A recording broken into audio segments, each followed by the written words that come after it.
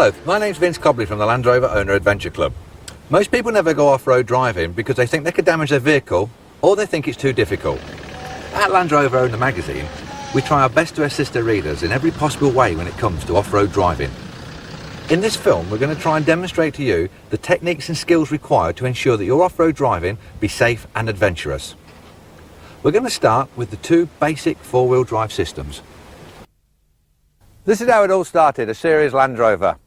Part-time four-wheel drive, which means the rear axle's driving probably for a lot of the vehicles 90% of the time.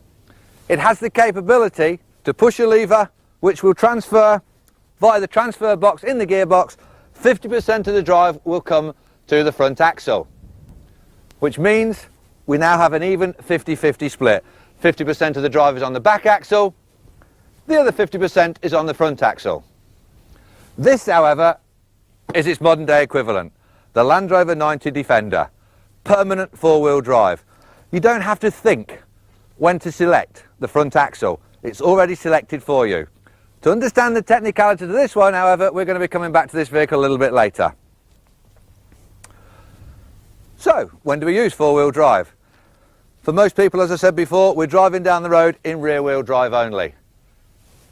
If we came into a site like this, if we lived in certain parts of the country where it had been snowing or that has got the capability to have snow, we may need extra traction at certain times of the year.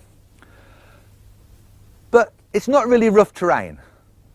So we engage four-wheel drive in the high gearbox.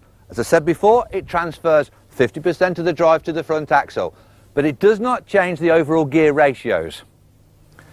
However, we came into terrain like this and then moved over onto what the sections that you can see over there that we'll be going into later on. Hills, steep drops, climbs, axle articulation sections, deep mud, water. We need the capability to alter the torque figures of the vehicle and to go a little bit slower. So we have another lever that we can use. That is the low gearbox transfer lever. We do that, we have to stop the vehicle, and it changes the gear ratios within the vehicle. Third gear in the low gearbox is the equivalent gear ratio to first gear in the high box. However, a common misconception is that the word four-wheel drive means that all four wheels rotate evenly at the same time. We're now going to move this vehicle and we're going to show you that with the aid of suspension and the differential, this is wrong.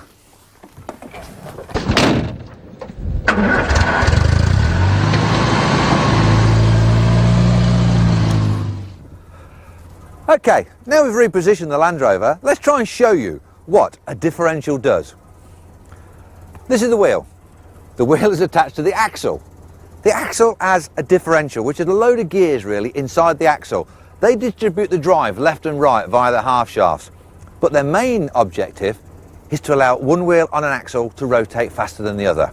Ray, if you can just show us.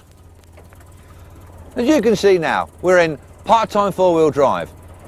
Ray's driven away, but we're going nowhere because the differential, unfortunately, has sent the drive on the back axle to the wheel with the least resistance.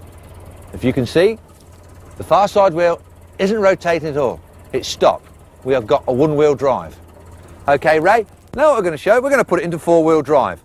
The common conception there is that all four wheels rotate evenly at the same time. Now, as you can see, we've engaged four-wheel drive, but the front wheel's not turning, and as you can see diagonally across the car, the rear wheel's not turning.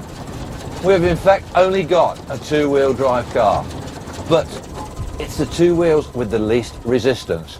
Later on in the programme, we're going to try and explain to you a little bit more into that, about the terrain and about how a suspension affects that. Now, there is one problem with part-time four-wheel drive on hard surfaces. If you leave it in four-wheel drive for too long, you cause a problem that's caused transmission wind-up or gearbox wind-up. Let's go over here and I'll try and explain to you what causes transmission wind-up.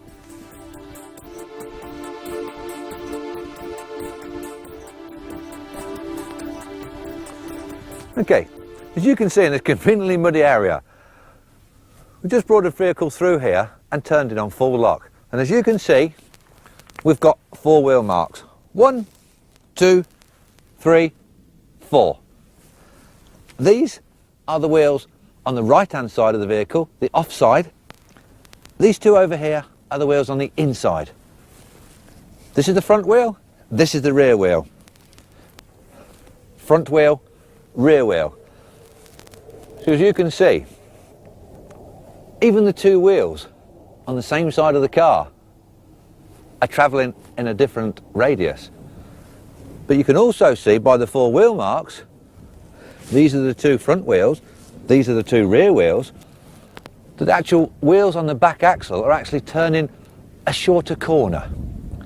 So let's say, for instance, that the vehicle here, that the front wheels are turning a 20-foot turning circle.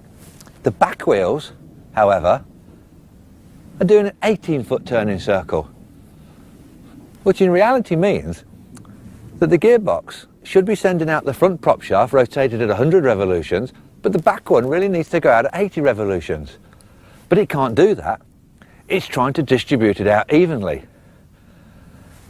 And because of the traction of a 4-wheel drive, what tends to happen is that the gearbox main shaft actually winds up. It physically starts to twist. Now, it's fine off-road if it does twist, because when you're in the mud, in the snow, a wheel will spin now and again. It will unwind itself. However, if you forget, leave wherever you've been off-roading, Welsh mountains, a quarry, if you forget about it, get onto the main road where you've got lots of grip with the weight of a 4-wheel drive, the wheels cannot unwind, they cannot contra-rotate, and eventually something shears in the transmission system. It'll be the weakest point. It could be a half shaft, or it could be the teeth and the gearing in the differential. So, be aware of that. Be aware that if the steering becomes heavy, what's causing that? Have I got a puncture? Or is my transmission wound up? Am I having problems changing gear? Is the car decelerating quicker? They're the sort of signs that you're looking for. But unfortunately, there are no visual signs as such. You can hear it sometimes. You can hear the back wheel trying to contra-rotate, trying to spin backwards to unwind itself. But earlier on, we mentioned the Land Rover Defender 90. That's a permanent 4-wheel drive vehicle. Why doesn't that get gearbox wind up? Let's go and show you now.